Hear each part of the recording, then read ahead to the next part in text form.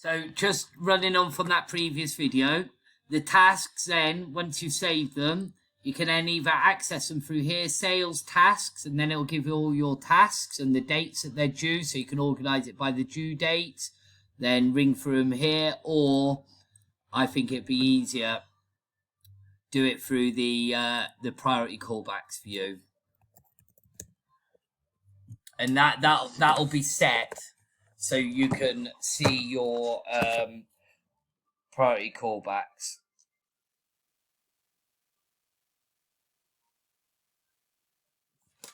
So that's that.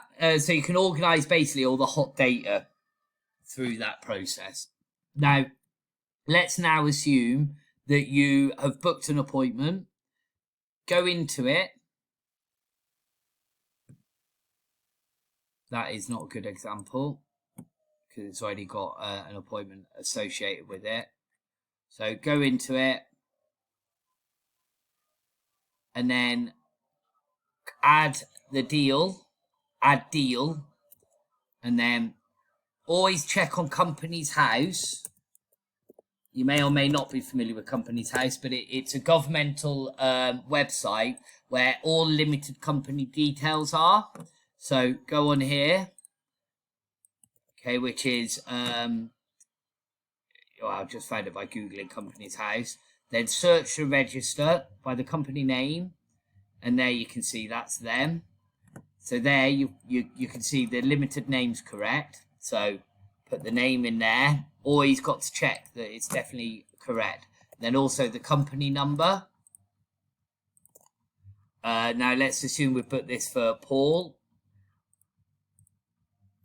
I personally just copy it off of here. Now you will have got his surname on the call, all being well, but failing that,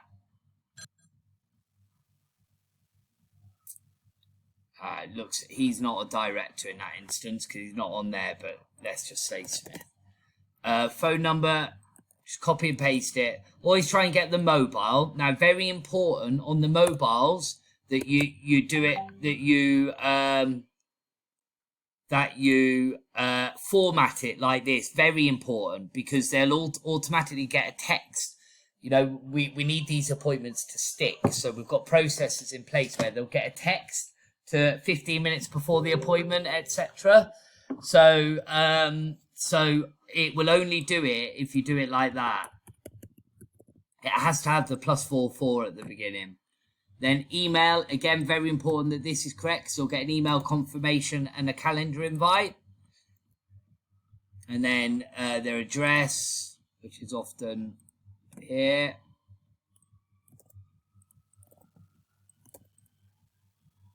Website URL.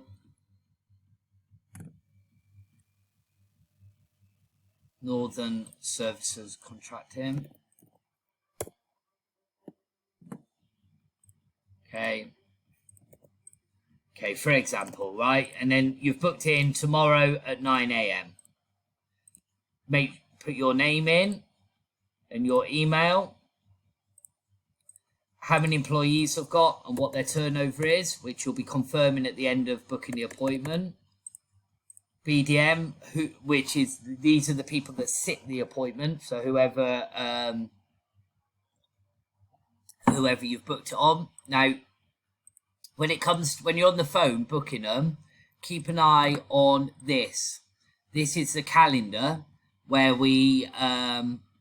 this is the calendar with all the BDMs. We'll always give you updates in terms of which BDMs that we're booking on for that week. But notice if you have the little eye, you can highlight them all, which is just far too much. You can't work off that. So let's look at Faye, for example. So do that, and it'll only show Faye's appointments. Now, we are restricted to 5 appointments per day. So,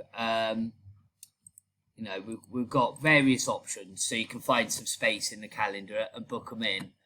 And then here, whoever the appropriate BDM is, then we book it on them.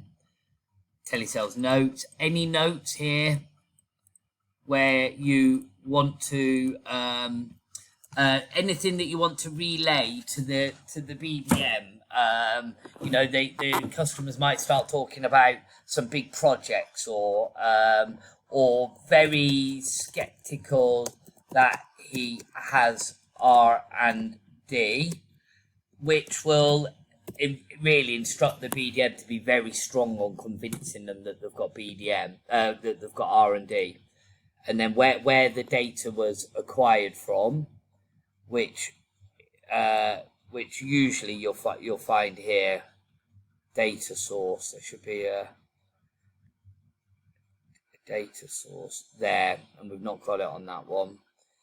So just take a punt if we've not got it. And then the accounts year end, that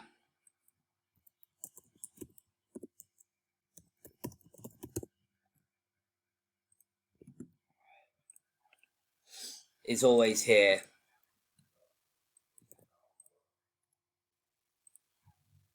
So again, on Company's House, search that, go here, and then you'll have the accounts.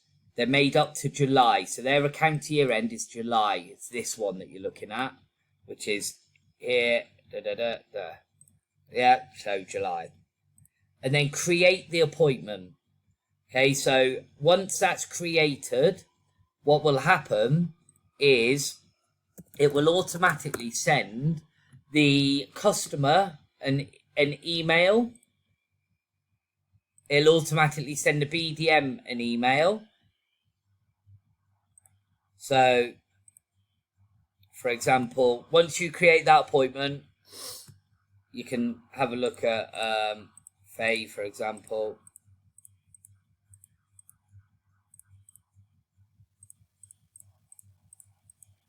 So it'll give the BDMs information that's pertinent to them internally. So it's got the turnover, your notes to them, etc.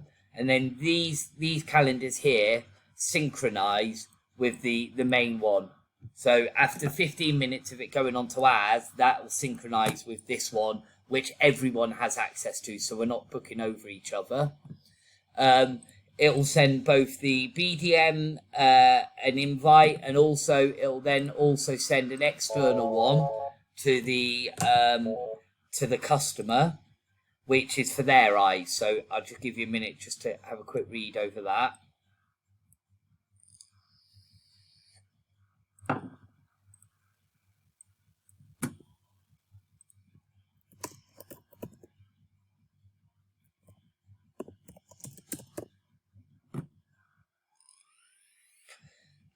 So when you close in the call, you can be very clear on, look, you'll get a calendar invite, which will have all the details of the what's required. So at the end of the call, look, we'll send you a calendar invite, and yeah, look forward to speaking to you on whenever it is. So there you go. So that's an automatic process. You don't have to worry about the calendars or anything. It's all done through this. That's where your job finishes. And then once you've created that, back to the contacts, pick up where you left off. Repeat process. So that's that. The next part, which I'll come on to in another video, once that goes through there, you can then, the data will be transmitted to this portal. And this is how we manage everything and keep an eye on where everything's up to. So we've got as far now, that's HubSpot covered. That's the first part of the equation. We've covered the calendars, how to book an appointment, and how to create a priority callback and a task. So next video, I'll give you a tour of this.